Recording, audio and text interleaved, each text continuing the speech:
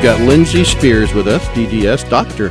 Lindsey Spears. Yes, sir. Thank you for having me. Who is Lindsay, owner of Carolina, closer to that mic. Carolina Crossroads Dental Care. Did I get that right? You got it. Hey, welcome. Carolina Crossroads Dental Care. Yes, sir. Thank you for having me on. Great Thank you so to have much. you. Sounds like you're from the South. Just a little ways down the road. I'm from Lenore. All right, all right. Let me just tell you this. I did a little bit of research on you, and your website is great. Thank you. It really is a wonderful website. I encourage people to go to the website. So let's start with that. Go ahead and tell people what your website is. Our website is www.carolinacrossroadsdentalcare.com. It's our exact name. Go ahead and say it one more time. carolinacrossroadsdentalcare.com. Now let's talk about how you got into this. So it's not something that you just wake up one day and decide to do. It's something you got to plan for. You know, everybody's a little bit different. I have some friends who they literally did have a dream and a dream in their sleep, not a dream as a child or anything, and woke up and decided I'm going to go to dental school. But my dream started at about 6 years old. I had a really good experience at the dental office, and really good role model was a hygienist of mine, and I decided, I want to be the dentist, and I thought she was the dentist, so I just had it in my mind that's what I wanted to be, and I grew up and kind of realized that she was the hygienist, not quite the dentist, but I then was like, well, do I want to be a hygienist? And so I actually went to hygiene school first and got my hygiene license and worked as a hygienist all through dental school. So kind of stepping stones on the way to a dentist, but yeah, you kind of you know what you want to do, and you can accomplish it. Let's talk. I actually work with some dentists, and I realize that it is a business, and it's sort of catches up with you in a way that it's not what you thought you were going to be doing with a lot of your time. Right. Talk a little bit about that, because very few small business people see professionals like you as a small business person, but that would be a mistake. Yeah. So talk a little bit about the business side. I don't think you could have worded that any better.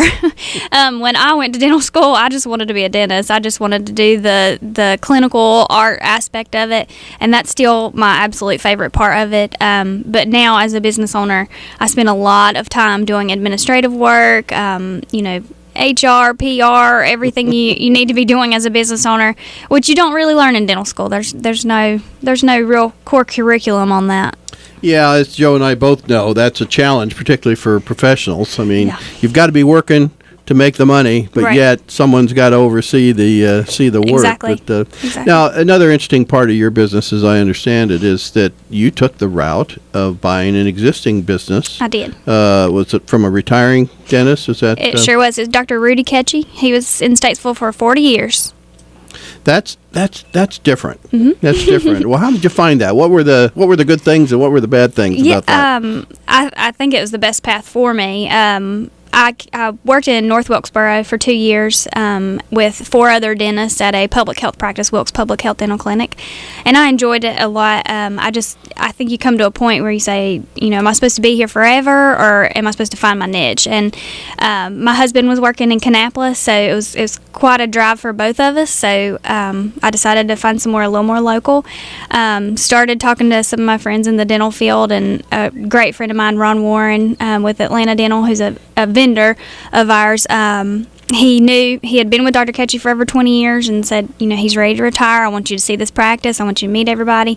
I went to breakfast with the 5 girls that worked there, just fell in love with them. We just clicked right off the bat. I knew it was where I was supposed to be.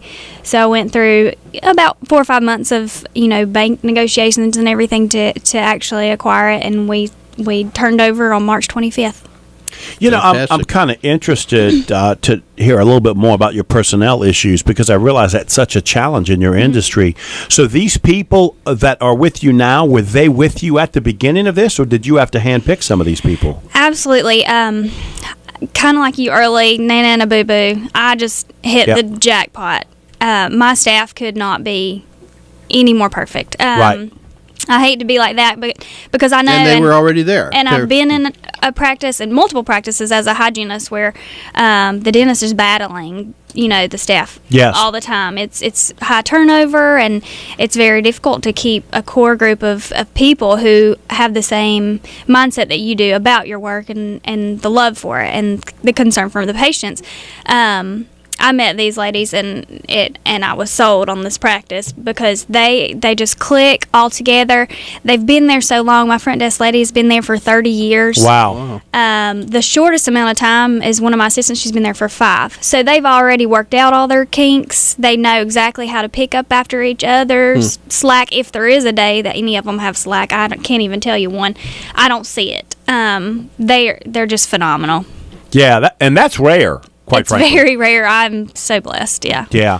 Talk a little bit about the purchase process. There's some people out there that are thinking about doing this. Absolutely. And professionals that are out there thinking about doing this.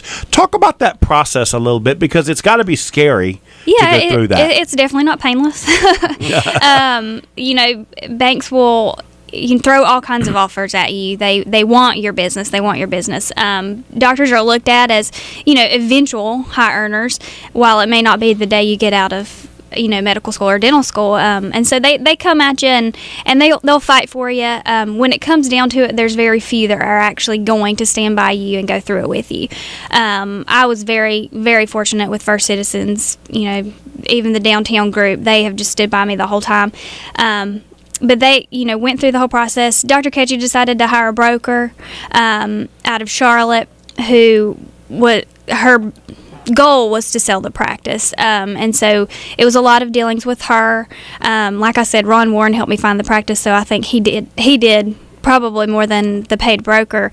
Brokers never get the respect in helping. There might be a reason for that. I don't know. Stop with the bell, man.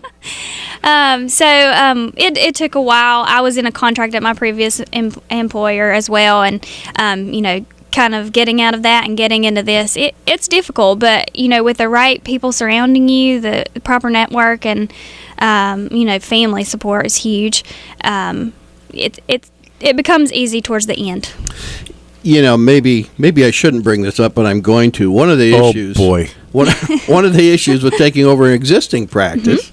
The good news is you've got existing patients. Absolutely. The bad news is they're used to the other dentists. Absolutely. How are you addressing that? How's that going? I guess I should ask. Dr. Ketchy and I had a very quick transition. There's all different ways to do it in the medical field. You can hire an associate and keep them on so the patients get used to the new person, or you can just one person in Thursday or Friday, the next person start Monday. He was there with me for about 2 weeks, and there were some concerns from patients. Our office is small. You can hear anything and everything in there, and you would hear a patient every now and then say, she seems awfully young, or are you sure about this? And he was just such a great support, and he said, she's 28 years old. I was 28 when I bought this practice, and it just kind of nipped it in the bud. And what's been beneficial about that is he talked to the ones who were questioning leaving and finding somewhere else to go. Not only did he get them to say, but they spread the word that Dr. Ketchy's got confidence in her. He's been doing this for over 40 years. He must know something. Amen to him to do that for you. He was such a support, and clearly this practice was his baby. He wants it to flourish just as bad as I do. And to keep your existing team and have them be a good team, Absolutely. I'm sure helps a lot too. Let's talk about the next challenge. You bought the business. Sounds like you had a great transition with the past owner, and now you have to increase the business because you can't afford to pay for it and keep the volume the same. People don't understand that you have to increase the volume to pay for, which essentially is the equity and the value and the goodwill that the last owner had. Absolutely. So how are you doing that? What kind of marketing are you doing? Because it's got to be new to them, because clearly he wasn't in a growth mode at the time. So talk a little bit about that. Yeah, when I purchased the practice, it was actually on a slow decline, just simply because he had reached retirement age, economy crashed. It, might should have got out before then. luckily he didn't. He waited on me. And so once he finally got out, it was kind of, in the downside of the practice. So they were working maybe 2.5 days. And so as soon as I got in there, we expanded to 4, which was difficult because, you're paying staff to be there for 4 days, and we don't have 4 full days scheduled. So we've really delved into the marketing pretty hard. Our website, for instance, was one of the biggest things.